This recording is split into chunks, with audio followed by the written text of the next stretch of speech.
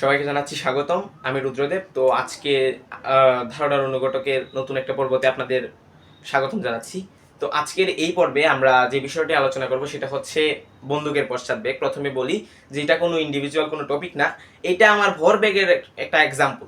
যেমন ভরবেগের অনেক এক্সাম্পল আছে। ভরবেগের যে তথ্য সেটাকে বা ভরবেগের যে কনসেপ্ট এটাকে কাজে লাগাইয়া রকেটের গতিকে এক্সপ্লেন করা যায়, তারপর এই বন্দুকের পশ্চাৎবেগকে এক্সপ্লেন করা যায়। তো এইভাবেই একটা এক্সাম্পল হচ্ছে বন্দুকের পশ্চাৎবেগ। তো আমি মানে এইটা বলতে চাই যে যারা আসলে ভরবেগের কনসেপ্টটা যাদের ভালোভাবে ক্লিয়ার করা থাকে তারা আসলে এইভাবে এই কনসেপ্টটাকে আলাদা করে পড়ে না। আর যারা আসলে ভরবেগের কনসেপ্টটা মনে করেন উপরে উপরে পড়া যায় তারা আসলে বন্দুকের পশ্চাৎবেগ, রকেটের গতি এগুলো আলাদাভাবে করে পড়তে হয়। তো এই আলাদা করার ভিডিও মানে এটা বানানোর একটাই উদ্দেশ্য, কারণ আমি এই কিছুক্ষণ আগে আমার এই বন্দুকের পশ্চাৎবেগ নিয়ে আমি কনসেপ্ট ক্লিয়ার করেছি।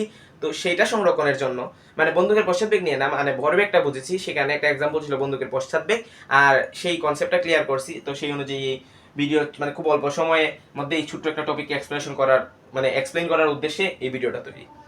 তো এই যে ভরবেগ, এখানে একটা উদাহরণ আমরা বললাম যেটা হচ্ছে বন্দুকের পশ্চাৎবেগ। তো এই ভরবেগের একটা উদাহরণ বন্দুকের পশ্চাৎবেগ, এবং এইটাতে আলোচনা করা হয় যে বন্দুকের পশ্চাৎবেগ নির্ণয়। তো আমরা প্রথমে বুঝি যে আসলে বন্দুকের পশ্চাৎবেগে কি হয়। আমি ধইরা নিছি যে আপনারা এই টপিকটা পড়ার আগে আপনারা ভরবেগ সম্পর্কে জানেন, ভরবেগের সংরক্ষণশীলতা সম্পর্কে জানেন, আর মোটামুটি মানে গতি, বল এগুলার এবং বেগ মোটামুটি বেসিক কিছু আইডিয়া আছে। তো প্রথমে আমরা একটা বন্দুক আঁকি।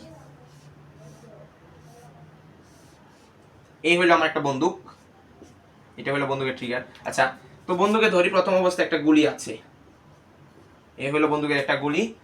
তো এটা হইলো আমার মানে এমন একটা অবস্থায় আছে বন্দুকটা যে অবস্থায় আমি এখনো গুলি ছাড়ি নাই। প্রথমে টপিকটার নামটা লিখে নেই। টপিক হচ্ছে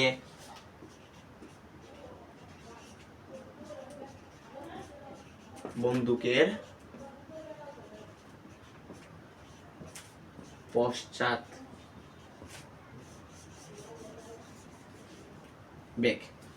তো আমরা ধরে নিছি এমন একটা অবস্থায় বন্দুকটা এখন আছে যখন আমি এখনো গুলি ছাড়ি নাই, অর্থাৎ আমার মানে সেই অবস্থায় বন্দুকটা স্থির আছে, অর্থাৎ টোটাল যন্ত্রটা স্থির, গুলিটাও স্থির, বন্দুকটাও স্থির, এরকম একটা অবস্থা।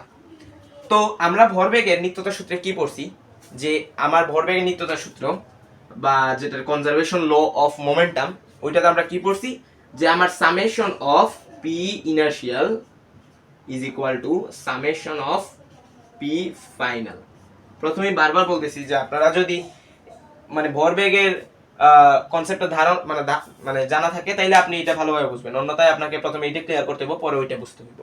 মানে বোঝায় যে সংঘর্ষের আগে আদি ভরবেগের সমষ্টি, সংঘর্ষের পরে যে ভরবেগ হইব দুইটা বস্তু বা একাধিক বস্তু হইলে তাদের ভরবেগের সমষ্টির সমান।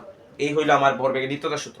তাইলে আমাদের এটা যদি টোটাল সিস্টেম চিন্তা করি, সিস্টেম মানে কি? সিস্টেম হচ্ছে যে আমি এই দুইটা জিনিসকে নিয়ে চিন্তা করতেছি, এইটা হইলো আমার সিস্টেম। এর বাইরে যা কিছু আছে সব এক্সটার্নাল, নট ইন্টারনাল। এইটা হইলো ইন্টারনাল। তো এই বন্দুকে এইগুলি তারা কি অবস্থায় আছে? তারা ইউ এর মান 0, এটা হোক সেটা বন্দুক হোক সেটা গুলি, অর্থাৎ তারা দেখেন তো তারা কি স্থির অবস্থায় না?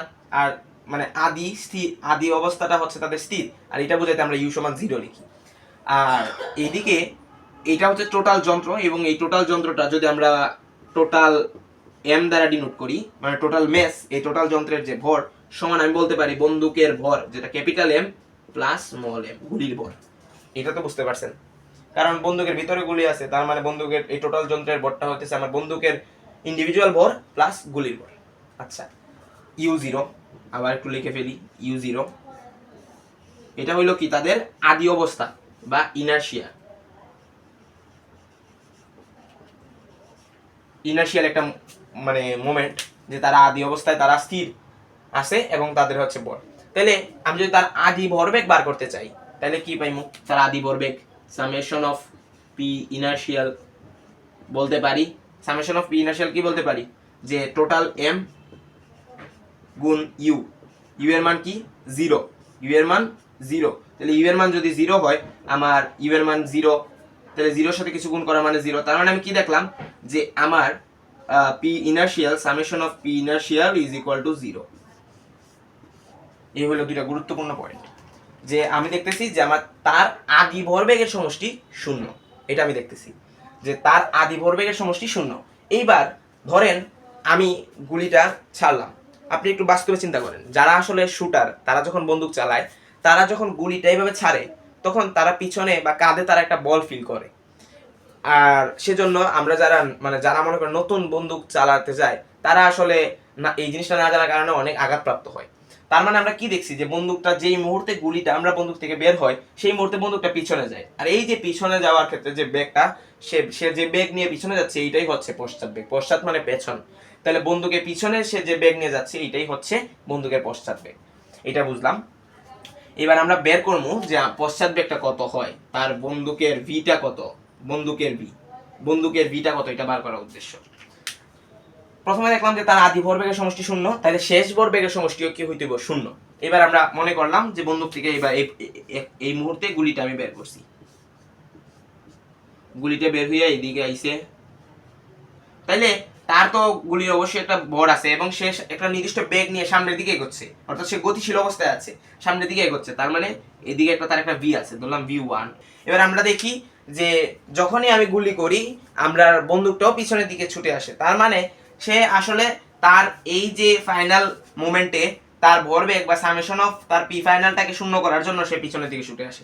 তো এদিকে যদি আমার এম আর এদিকে যদি V1 এইদিকে হয়, তাইলে দেখা যায় যে আমার বন্দুকটা ধরলাম বন্দুকের ভর হচ্ছে এম এবং তার যে বেগ সেটা হলাম B2, সেটা হয় হচ্ছে এইদিকে হয় হচ্ছে তার বন্দুকের বেগ, আর এইদিকে হচ্ছে আমার গুলির বেগ হচ্ছে এইদিকে। তাহলে এই দিকটা যদি আমি প্লাস ধরি, এটা ধরা লাগবে মাইনাস, কারণ আমরা প্লাস মাইনাস দ্বারা ফিজিক্সের ক্ষেত্রে আমরা দিক বুঝাই। তাইলে আমরা দেখি যে এই দুইটা যদি সমান হয়, অর্থাৎ mv1 is equal to minus mv2 যদি সমান হয়, তাইলেই তো আমরা বলতে পারি যে mv1 plus mv2 is equal 0। অর্থাৎ আমার বন্দুকের যে বেগ পশ্চাৎ দিকে মানে পিছনের দিকে যে বেগটা, পশ্চাৎ মানে পিছন, এবং আমার গুলির সামনের দিকে যে বেগ, এই দুইটার যোগফল অর্থাৎ টোটাল সিস্টেম, এটা হচ্ছে আমার টোটাল সিস্টেম। এই সিস্টেমের ফাইনাল ভরবেগের সমষ্টিও কিন্তু 0। এটা আমার কে বলে দেয়? মানে ওই যে ভরবেগের সংরক্ষণশীলতার সূত্র, মানে কনজারভেশন ল অফ মোমেন্টামই কিন্তু আমাকে এটা বইলা দেয় যে আমার যদি বাহ্যিক বল না থাকে, আমার যন্ত্রের বা সিস্টেমের যে আদি ভরবেগের সমষ্টি সেইটা যেমন সেই অনুযায়ী মানে মোট ভরবেগের সমষ্টি আমার শেষ ভরবেগের সমষ্টি সমান হইব। তো এটা কেন হয় বা এটা কেন এমন সেটা আমি ভরবেগের ভিডিওতে আলোচনা করব। তো আপাতত আমরা এটা ভিতরে না যাই। তো এইদিকে আমরা mv1, তাইলে এখান থেকে আমি যদি আমার দরকার কি এই v2 এর মানটা, কারণ আমার দরকার কি বন্দুকের পশ্চাৎ বেগ মানে বন্দুকের পিছনের দিকে বেগ, তাহলে বন্দুকের বেগটা আমরা কি ধরছি v2 এবং সে কোন দিকে পিছনের দিকে, তাহলে আমার v2 দরকার। তাহলে আমরা বলতে পারি v2 ইজ ইকুয়াল টু আমার এইটারে যদি এই দিক সমানের এই পাশে নিয়ে যায় তাহলে হইব মাইনাস mv1, আর এদিকে গুণ আছে ক্যাপিটাল M, ভাগ করে দিমু এটারে, তাইলে আমি পেয়ে গেলাম কি v সমান মাইনাস mv1 ডিভাইডেড m। এবং এইটাই হচ্ছে বন্দুকের পশ্চাৎ বেগ নির্ণয়ের সূত্র। আর আমরা অনেকেই শুধুমাত্র এই সূত্রটা জানি, বাকি কাহিনীটা আমরা জানি না, কিন্তু আমাদের উচিত এই ভিতরের কাহিনীগুলো জানি না পরে ওইটা জানা।